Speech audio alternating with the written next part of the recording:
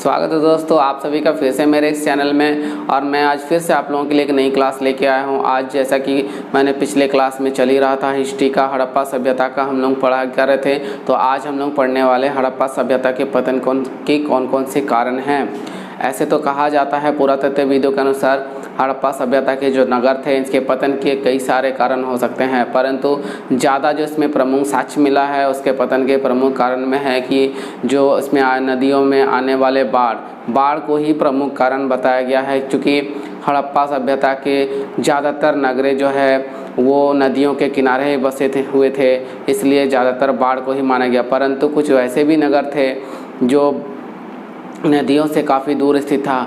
तो अब सवाल ये रहता है कि आखिर उन नगरों का जो है पतन किस कारण से हुए होंगे। तो कुछ पुरातत्वविदों के अनुसार बाहरी आक्रमण भी आपके कुछ कारण हो सकते हैं। तो इस तरह से अलग अलग प्रमाणों के आधार पे, साक्ष्य के आधार पे लोग अलग अलग अवधारणाएं किए हैं। तो आज हम लोग कुछ महान पुरातत्वविदों की चर्चा करते हैं जिन्होंने अपने हिसाब से अलग अलग राय दिए हैं। तो चलिए स्टार्ट करते हैं। तो सर्वप्रथम सर्वश्री मार्शल मौके एवं एस राव हड़प्पा सभ्यता के पतन का एकमात्र कारण नदी को ही बताया है। चूँकि अधिकांश नगर नदियों के तट पर बसे हुए थे जिनमें प्रतिवर्ष बाढ़ आती थी। मोहनजोदड़ो एवं हड़प्पा की खुदाइयों से पता चलता है कि इनका अनेक बार पुनः निर्माण हुआ। मार्शल महोदय को मोहनजोदड़ो की खुदाई में प्रतिवर्ष बाढ़ के कारण जमा हुई बालू की परतें भी मिली है। मौके महोदय को चनहुद्रो से बाढ़ के साक्ष्य मिले हैं। इसी प्रकार एस राव को भी लोथल एवं भागजाव आदि से भीषण बाढ़ के साक्ष्य मिले हैं। अतः इनका संयुक्त निष्कर्ष यह है कि बाढ़ ही इसी नगरीय सभ्यता के विनाश का प्रमुख कारण था। तो चलिए, नदियों में आने वाली बाढ़ को यदि पतन का प्रमुख माना जाए तो यह प्रश्न उठा कि जो नगर नदियों के तटों से अवस्थित यानी कि बहुत दूर स्थित थे, तो आखिर उनका पतन कैसे हुआ होगा। तो इसी का साक्ष्य हम लोगों को मिलता है। निश्चित ही सभ्यता के पतन के लिए कुछ और ही कारण हो सकते थे। तो इस तारतम्य में मार्टिमर व्हीलर, गार्डन चाइल्ड एवं पिगट, ध्यान से सुनिए, मार्टिमर व्हीलर, गार्डन चाइल्ड एवं पिगट आदि विद्वानों ने बाह्य आक्रमण को भी पतन का कारण माना है। पुरातात्विक साक्ष्यों से संकेत मिलता है कि मोहनजोदड़ो को लूटा गया एवं वहां के लोगों की हत्या की गई। व्हीलर के अनुसार 1500 ईस्वी में आर्यों ने आक्रमण कर हड़प्पा सभ्यता के नगरों का ध्वस्त किया, वहां के लोगों को मार डाला। तो ये भी प्रमुख कारण हो सकते हैं आर्यों का आक्रमण। आयरनस्टाइन, A.N. घोष आदि विद्वान जलवायु परिवर्तन को भी हड़प्पा सभ्यता के पतन का प्रमुख कारण माने हैं। S.R. साहनी जैसे भूतत्व वैज्ञानिक जल प्लावन को इस सभ्यता के पतन का प्रमुख कारण माने हैं। वहीं माधव स्वरूप वत्स एवं H.T. लैब्रिक के अनुसार नदियों के मार्गों में हुआ परिवर्तन इस सभ्यता के पतन का प्रमुख कारण बना।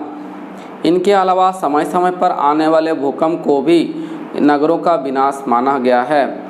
KUR के अनुसार कनेडी मलेरिया एवं महामारी जैसी प्राकृतिक आपदाओं को भी पतन का जिम्मेदार मानते हैं। यानी कि अलग अलग पुरातत्वविदों ने अलग अलग तरीके से इसके हड़प्पा सभ्यता के पतन का कारण बताया है। किसी ने कहा है कि नदियों से आने वाले बाढ़ के कारण इसके नगरों का पतन हुआ है। वहीं कुछ पुरातत्वविदों द्वारा ये कहा गया है कि कुछ ऐसी महामारी आई होगी जिसके कारण वहाँ पे रहने वाले जितने भी निवासियों थे उन लोगों का महामारी का चपेट में आए हैं। जैसा कि अभी जो महामारी चल रही है कोरोना, उसी प्रकार से कुछ बड़ी महामारी आई होगी और पूरी तरह से नगर समाप्त हो चुके हैं।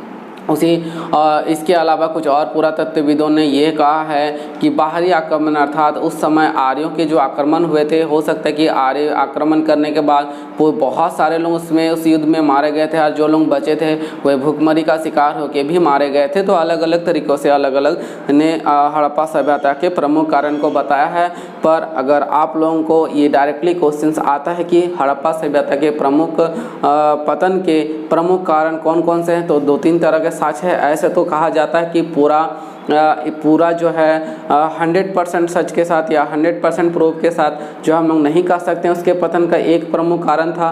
पर जैसा कि पुरातत्वविदों से जो खुदाई या पुरातत्व शास्त्र से जो खुदाई से मिले हैं, इसके आधार पे हम लोग ज़्यादा प्रमाण मिले हैं जो बाढ़ के प्रमुख कारण हैं। तो इस प्रकार से हम लोग आज देखें जो हड़प्पा सभ्यता के नगरों का पतन किस प्रकार से हुआ।